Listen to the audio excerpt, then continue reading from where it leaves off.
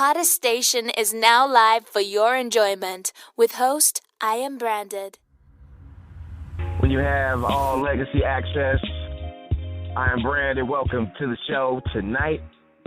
We got a good show for you. 2 hours of music and interviews, taking phone calls. We're definitely getting it in. And it's just a blessing to be on the stage and be able to give some love to a man who's, came across my lane and decided, I was like, you know what, I have to interview this guy, not just from a lot of the work that he's been doing, but that he's been continuing to do.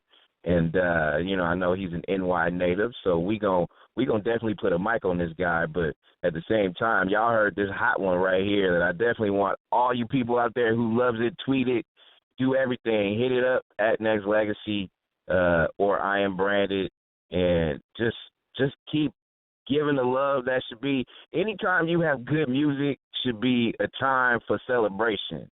And my man that's on, that we're about to put him on right now, he is definitely a catalyst to that. So, we're going to grant access tonight to my man, vocal powerhouse Terrell TRex Simon on all legacy access. Good evening, sir. What's going on? How you doing? I'm doing good. Good evening.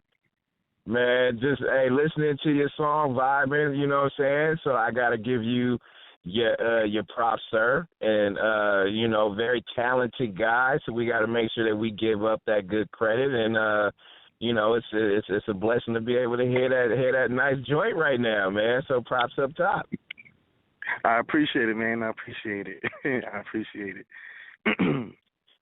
Now, I know your bio and I know your history, but I want the listeners out there that's listening to you for the very first time, listening to your music for the very first time, to kind of get to know you tonight. So, if you don't mind, why don't you give the listeners a little bit of information about who you are, T-Rex? Okay, my name is Terrell TRex Simon. I'm originally from Detroit, New York. Grew up in the church singing, and one thing led to another. That I'm making a long story short. I ended up meeting Life Jennings, and started traveling with Life, doing backgrounds, and ended up his assistant, his manager, and then I got into the business side of it, and I started road managing Shalik, another artist, working with groups like Day 26, and just recently, I'm here now after about 15 years working in the business, working on my own album.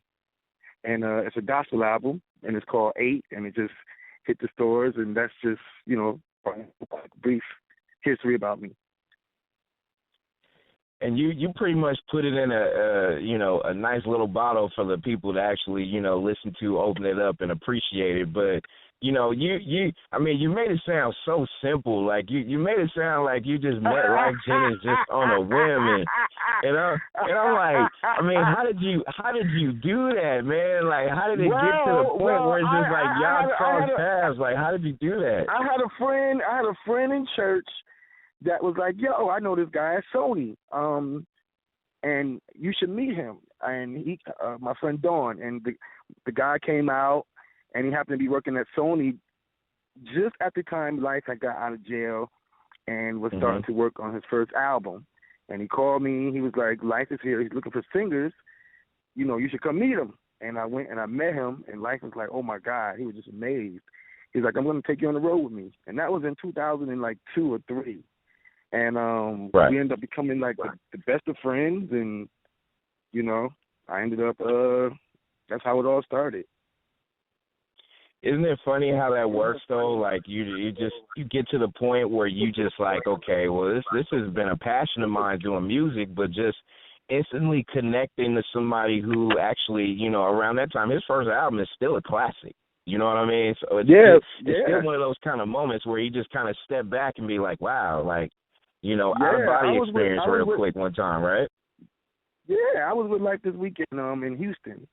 And he said, we're going to take it back to the first album, 268192, and the place went crazy. Like, they knew every word, every song. Like, yes, that album is a classic album. It'll never go away.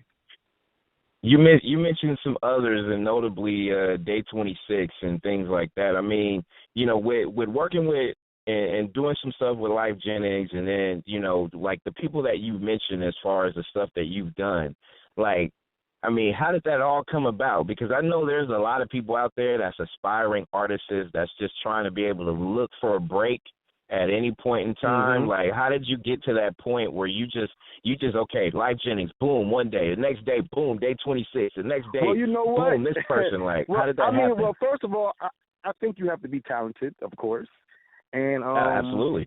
I think you have to be humble, and you have to be the type of guy that everybody get along with. You know what I mean? Because nobody don't want to call somebody that's getting on everybody's nerves. And the business is real small. Once I got in the business and Life gave me a platform, Life was actually letting me sing in his shows by myself. So a lot of, different singers and people were coming out and they're like, oh my God, we got to work with you. So from just touring with Life, and going on the road with him, with John Legend and Music Soul Child and Anthony Hamilton and all of them getting a chance to see me, and, show my talent with Life, I was able to hook up with other musicians and other acts, such like Neo, which I think was like my biggest career thing, when I did when Neo they invited me to do MTV Unplugged with him. They had stopped doing MTV Unplugged, and that was just a dream of mine as a kid. And I was like, oh man! And I had just came home from tour with Life, and they was like, are you home? We want you to come do MTV Unplugged with Neo tomorrow. So I mean, once you get in the business and you people see that you work hard and they see that you really are talented and you're true to your gift and they can get along with you and people like you, you'll get work. And that's how I've been able to work doing backgrounds, for the last 15 years.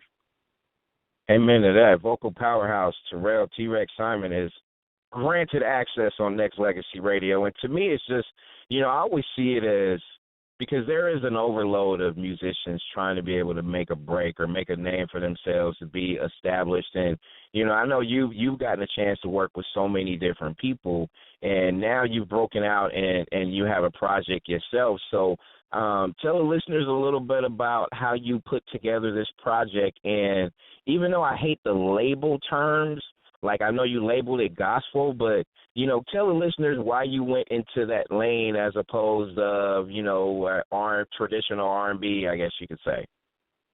Well, I didn't name my music gospel. I call my music R&G, which means rhythm and gospel. It's rhythm and gospel. I took the B out because no blues. It's the gospel. It's all good news. And my music is like, I'm a church boy, but I love hip-hop. So my music is rhythm and gospel. It's hip-hop and R&B infused with gospel. You know what I'm saying? It's all good messages, all inspirational messages, but the music and the swag behind the music can be a bit hip-hop-ish. You know what I'm saying? Right. Not necessarily for the church crowd, but I'm trying to reach a different demographic of people. You know what I'm saying? Because they say, you sing gospel, or you can't sing on this show, or you sing gospel, or we can't play on this station, or you sing gospel, in my era, my age group are just like, well, if we got to go to church and they got to be foot stomping, you know what I'm saying? Like, we like hip-hop. Why we can't serve God with hip-hop? And it's been amazing since I put it out. A lot of guys that don't go to church, that aren't religious, are now listening to gospel music. And they're like, Rex, I would never be listening to gospel music if it wasn't delivered in the way that you delivered it. So that's basically how I started with that. You know what I'm saying? I was just like, God, I got to be real with myself, and I want to make an impact. And my first single, which is In His Image, which is doing real great now, radio, and I just did the video. It just talks about God made us all in His image so we can do anything. Very inspirational. And I said, I wanted this the beginning, where God created the heavens and the earth. And I say that in my song, He made the earth. I start from the beginning. And God made us in His image so we can do anything.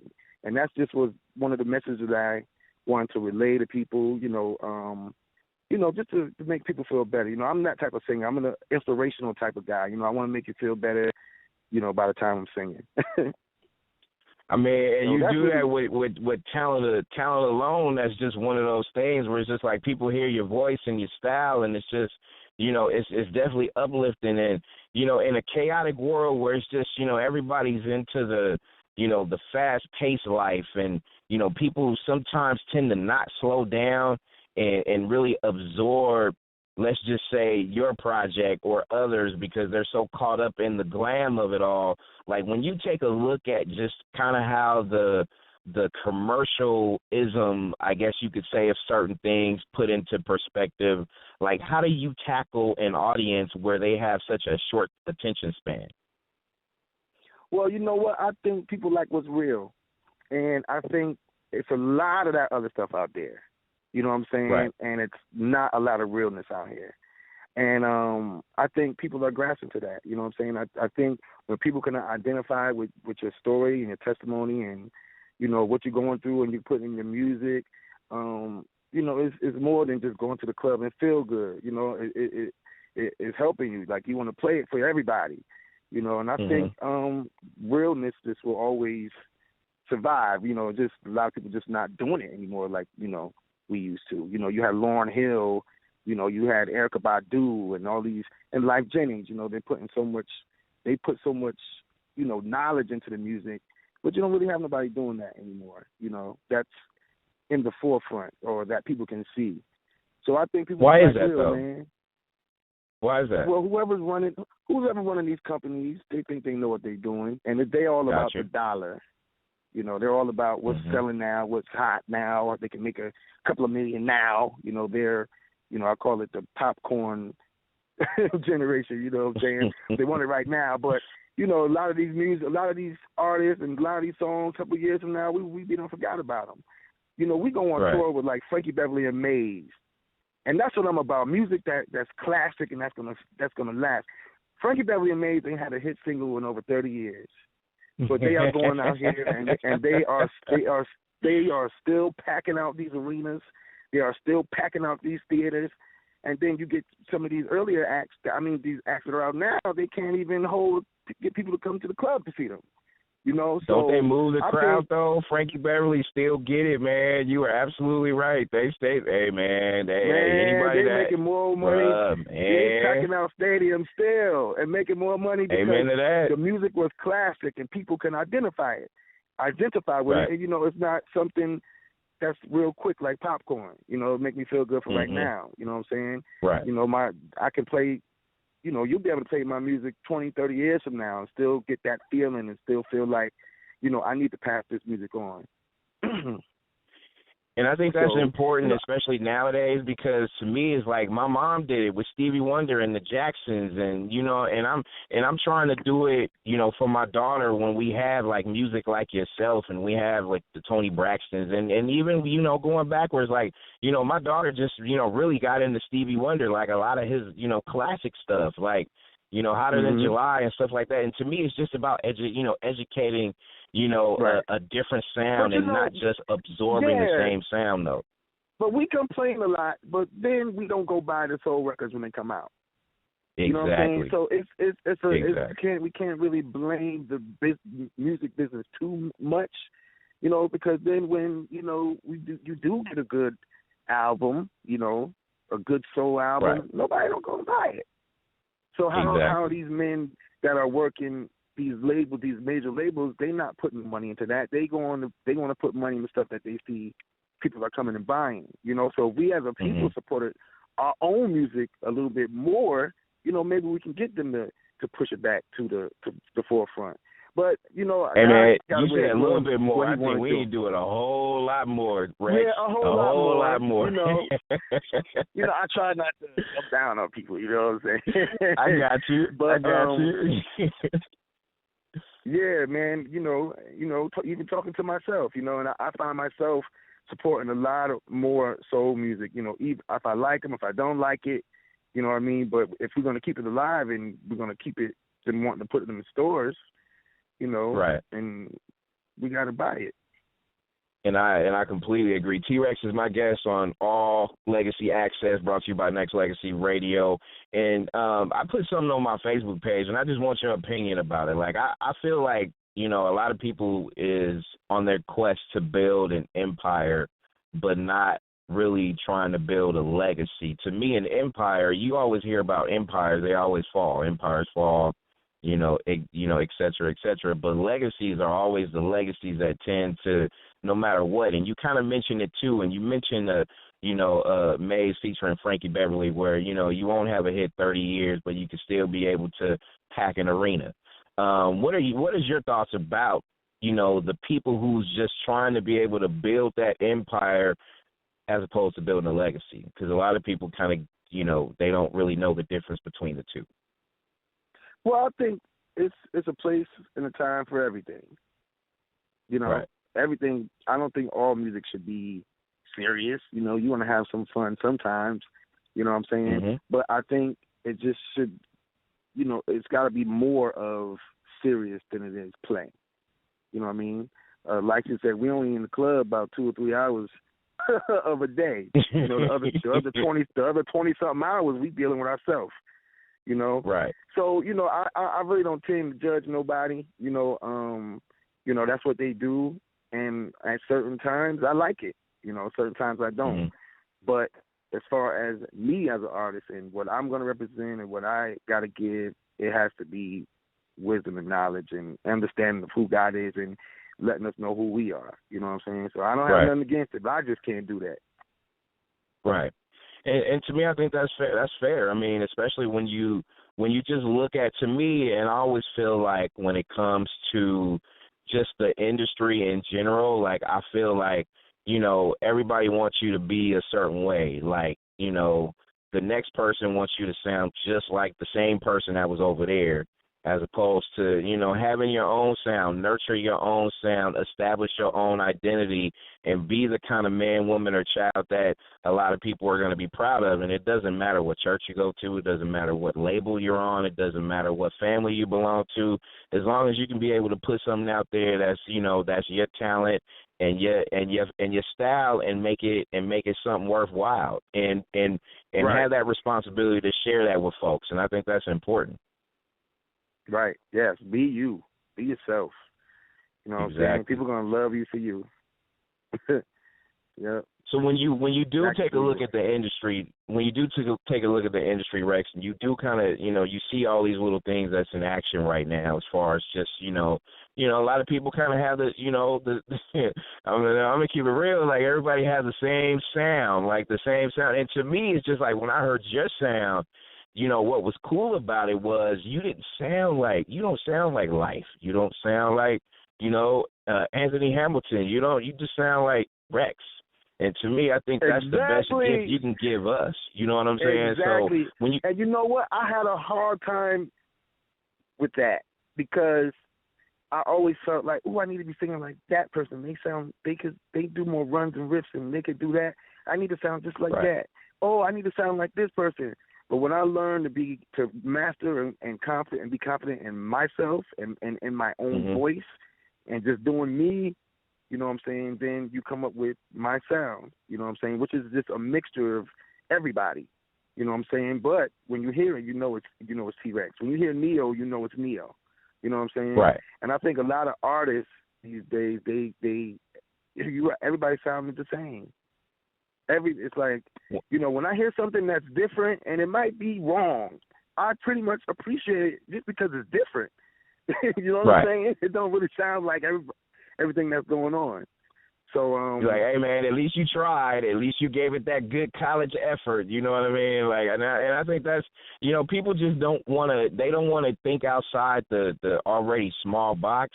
And I think that's what's hurting a lot of people's creativity in a sense, because it is one where it's needed. You know how music, we need creativity. That's what we were birthed off that. We listened to different songs and different albums back in the day based on creativity. I come from the old school record age where it's just like, I wanted to have that nice record that I could put down and just zone out. But then I had another record from another artist and it was solid because they were different than the last. You know what I'm saying? And we don't have that no more. We need that. Music is that one. We need it.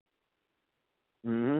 Well, everybody want money, and everybody wants, they want that thing that they think is going to work because, everybody else is getting money and making it to the top, So then, people, you tend to follow, everybody else running looking for money, or running and trying to be in the hype and forgetting like what music really stands for and why we doing this, So Absolutely. I mean, we human, we get caught up in it, but I think a lot of singers that are now are like coming back around and like wait.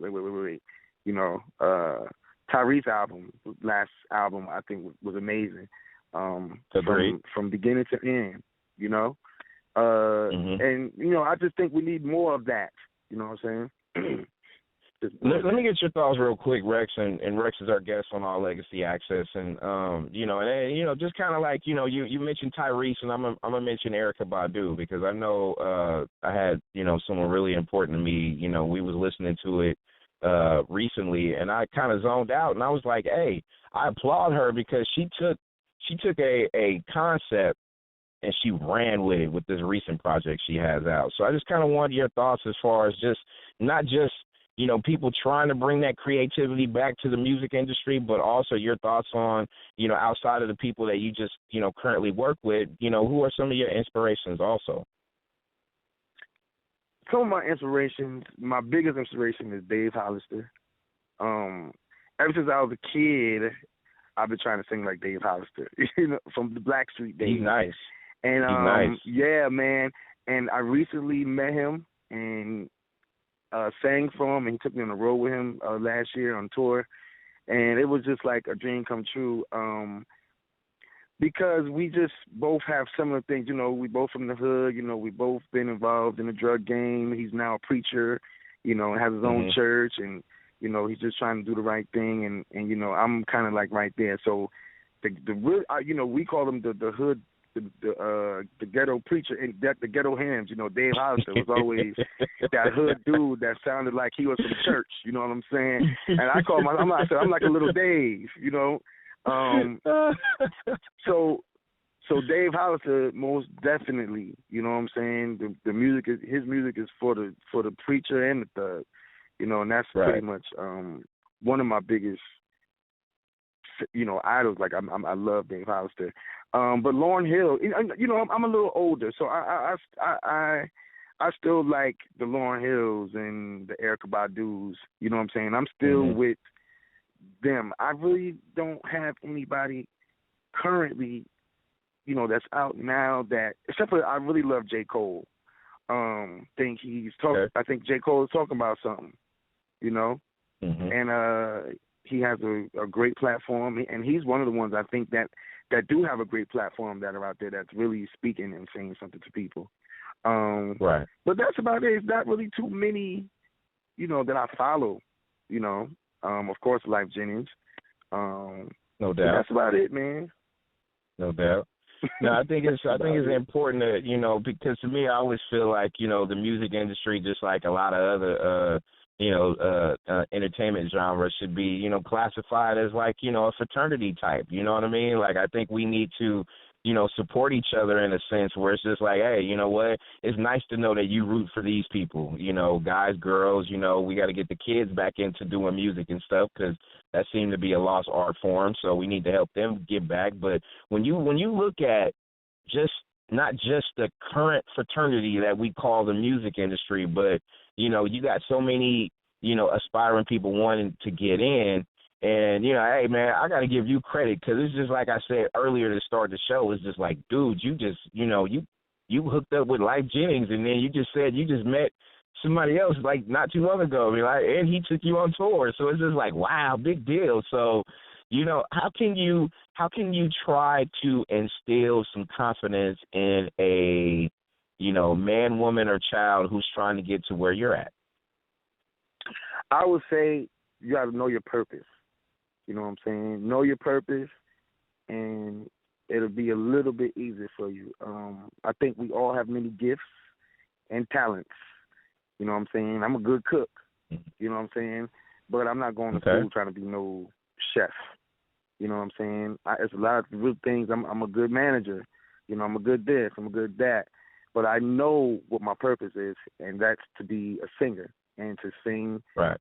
and to give wisdom and knowledge. So I tell people all the time, you got to know for a shadow of a doubt that this is what you're supposed to be doing, because you can't just be good at singing, but that may not be your purpose here on earth. You know what I'm saying? Mm-hmm. So if you know your purpose and you 100% sure about it, and you know for a fact that this is what God has called you to do, then go ahead and do it. It'll work out. You just got to keep going. Straight up. But if there's a question, if there's a slight question, well, maybe I'm good at this and maybe I should be doing that, then maybe you got to think it over. You know what I mean? Because it shouldn't be a doubt in your mind. Right. It comes from that purpose of trying to be all in and just, do it. Because to me, it's just like, you're not as good as the risk you take. Like, if you take, like, maximum risk for the passion that you have as far as your art form, then there's really no risk at all, because you went all in to do the best you can to be able to get the message out that you really want, as opposed to being on the fence about it. So I got you on there. That makes perfect sense. Yeah, man. I have a lot of friends that they just get so mixed up in their gifts and talents and their purpose, and just like you wasting all this time doing this over here when God's really calling you to do this over here. This thing that you do over here with no, they say, you call, your purpose. Some of the things is you do it with ease. You weren't taught to do it. It's just something that came to you. You know what I'm saying? Right. And you're happy doing it. But you gotta. That's when your relationship with God comes in. Because if you have that, then He'll direct you in the way that you're supposed to go. Amen to that. Definitely know your purpose, man. And it takes a while. It's not something you just say, okay, I know my purpose. You know what I'm saying? It took me, you know what I'm saying? It took me years and years and years of trying different things out. Don't be afraid to try different things. But if you don't see no success in it, it ain't working, or and you're just trying it, then try something else. You know what I'm saying? Until you get it right. And you gotta humble your surroundings and stuff like that too. Like the internet, and I'm pretty sure you're and we're gonna get all your social media connects and all that good stuff too shortly. But I know the media has been abuzz from the statement Jada Pinkett Smith has made, Spike Lee, Snoop Dogg, and even others in regards to the boycotting of the Oscars. And as an artist yourself, I want your candid opinion about not just the boycotting of it, but if there's other avenues that we can take to be able to, speak our mind. When it comes to this, I'm real funny because I'm a different type of person. Like, I'm really just not into all of that at all. I hate politics. I'm not into politics. I've never voted in my life. And I just really kind of just do me, and I kind of just stay away from all of that stuff. Personally, if I had a problem, I might not have went about it that way. I might have went about it another way. But people are people. Like, we all different. People feel different. We don't really know why people do what they do. So I respect data and I respect them, and I do believe they are right. Where are the black people? You know what I'm saying? Right. But I would handle it another way. I wouldn't get all that, because just for me, T-Rex, I'm just not into politics at all. It's just not for me. I just don't deal with it. I say a prayer, God, like, help us, Jesus. What's going on? You know what I'm saying? No doubt. And I keep it moving. And I feel like this, especially because you're a music guy. So being a music guy, I know back in the day, and you're probably around the same age as me, so you probably know this.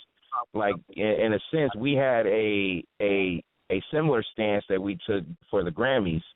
And when it came to hip-hop, because, hip-hop was shunned by the Grammys on a number of occasions. So the boycott was more or less like, okay, well, if you're not going to host a party, then we'll host our own party, which, they pulled from so many different people. And then the Grammys finally let they was like, okay, well, hip-hop can have a category. But, to me, I always feel like, when it's an opportunity that we have to be able to showcase our talent, it should be on an even platform, but in most cases it tends to not be. So, it's kind of hard to be able to, cross the line, but then not so much, because you want to still make sure you maintain your integrity at the end of the day.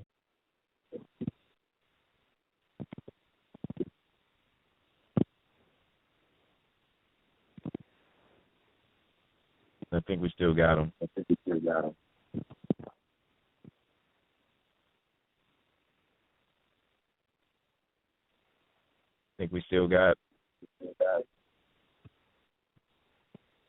And I love what they're doing. I don't think it's wrong. I think it's right. And let's diversify this thing up a little bit. You know what I'm saying? I agree. No, I think it that's took until now for us to get the numbers. It's like, okay, we didn't know all these years that it was 93% white folks on the board and only a couple of percent blacks. Like, did we just find this out? Right. Like, who? As much as we live on social media, like, the research should have been like turned up a little bit more, right? Like, it should have been a little bit more higher. You know what I mean? Yeah, I hear you. And my man T-Rex, All Legacy Access, brought to you by Nexxlegacy Radio, is here. And a couple of quick ones before we let you go. And I know your project is out, and where can people go and get it? We're looking forward to listening to it, bro. It's on all digital outlets. Terrell TRex Simon, 8 New Beginnings, iTunes, Amazon, Google Play, Spotify, Pandora. I just got my own Pandora station. It's on everything. Yeah, man, I just got my own station. And then you can actually order the CD on Amazon.com. If you just don't want the download, you want the actual CD, you can order through Amazon.com. Amen to that. And we gotta ask you, man, where can we find you on social media? Because I know you're active. Yes, my Instagram is popping. You know what I'm saying? I'm almost at 60,000 followers on Instagram, and this all just happened since I put the music out. Because I really wasn't on Instagram that heavy because, I was road managing, I was magazine, but I really wasn't trying to sell no records. And then when I put this record out, I had like maybe 1,000-something followers, and I put the record out, and it just shot. I'm over 50-something thousand followers, and I'm getting like 300 to 400 followers a day. You know what I'm saying? Sometimes 600 a day. And it's just growing. But I talk to everybody on my Instagram. It's T-Rex, TREX 0506. That's also my Twitter, TREX 0506. And my Facebook is T-Rex Sings. That's TREX SINGS. You got a Twitter too? Man, people don't talk about Twitter like they used to. It's all about Instagram now, man. I said Twitter. My Twitter and my Instagram is the same. T-Rex 0506. I'm still on Twitter. Yeah. There you go. That's what's up. And before we let you go, man, you told the listeners earlier that you are a good cook. So I gotta let you in on, like, hey, man, is there anything that the listeners, that's new fans and people that's been knowing you for a while, that's been supporting you in your corner, is there anything that anybody else would like to know about you? Not only do you cook, but you crochet or you plant flowers. What else does Rex do in his downtime if he's not singing? I watch the ID channel, episode after episode after episode after episode after episode.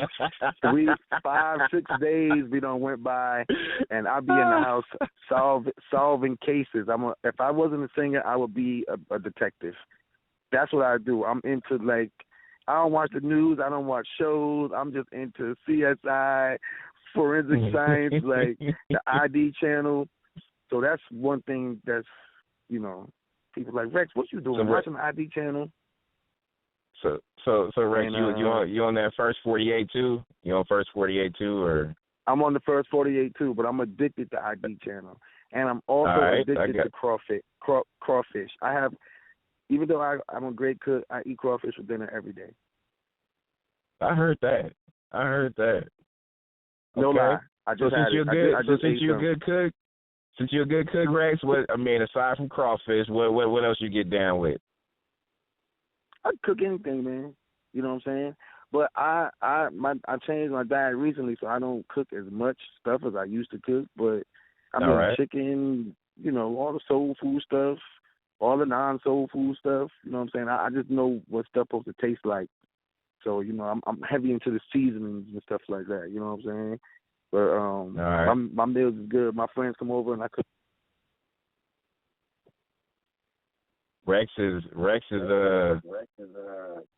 he's one where he's about to get a good restaurant popping too, man. But hey, definitely a good look. Definitely a good look. Rex, you still with us, or phone died? I'm right here. Oh, you right here? Okay, I got you. Right on. So, hey, that means you got a restaurant coming out soon, man. So that's about to go down. You talking about all this food, bro? Actually, you got to come out with a restaurant. Yeah. Actually, Life is building something right now. I don't know if I can say it or nothing, but it's something we building, like a restaurant type of lounge type of thing in Atlanta. That's and what's I'll be up. doing That's what's up. Live music. Yeah, I'm doing live music there like once a night. So, we working on that. That's what it is, man. Hey, in closing, man, I want to not just thank you for showcasing your talent to Nexxlegacy Radio, but also, man, continuing your grind because, as far as you doing it, it's not an accident that you've been stumbling upon Life Jennings, that, Anthony Hamilton, all the people that you pretty much just, continue to rock with, that's like, hey, you know what, you got talent, come tour with me. They say that because they not just see your work ethic, but they hear your God-given talent. So, hey, come along for the journey and let's go get this. And I'm proud that they reached out to you. And, people like myself and other media outlets, man, we're going to continue to, showcase your talent and show our appreciation to what you do, man. So, just never change. Just keep evolving, though. You know what I'm saying? And just, stay on that path because we appreciate it. Thank you, man. Keep me in your prayers, spread the music.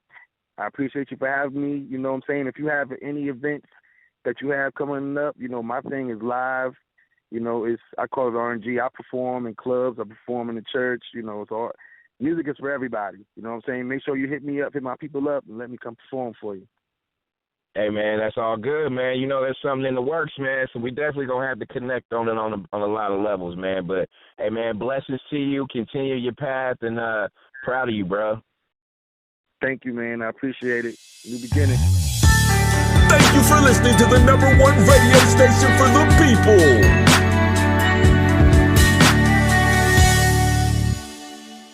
Nexxlegacy Radio.